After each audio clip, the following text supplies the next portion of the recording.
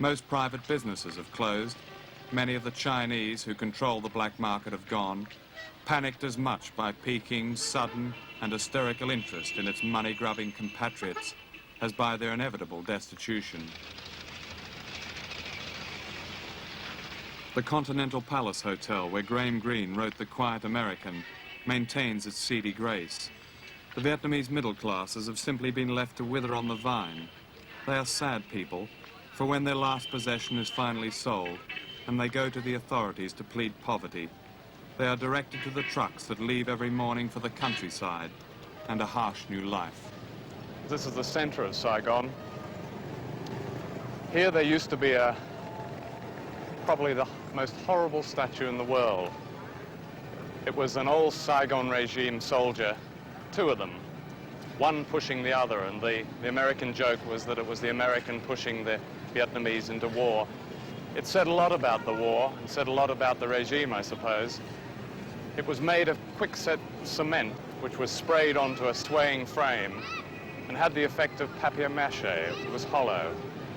And now they've put this up. In fact, on the first day of the liberation, they blew it up. Quite right, too. It was horrible.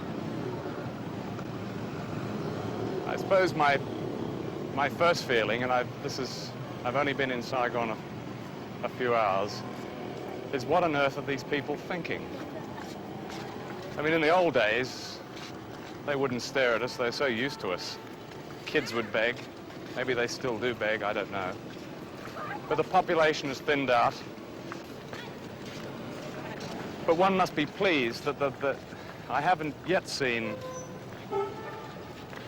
crippled little kids who used to sell jasmine flowers, and veterans of the Saigon army used to come at you like crabs across the pavement with a sawn-off Diet Cola can, hold it out.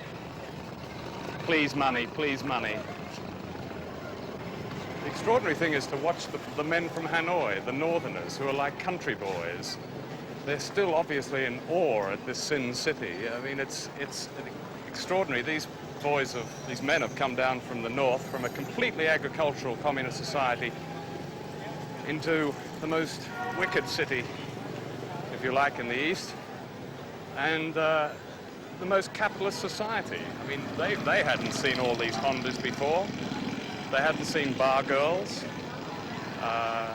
The difference between the two cities, I suppose, is a difference between, say, New York and Shrewsbury.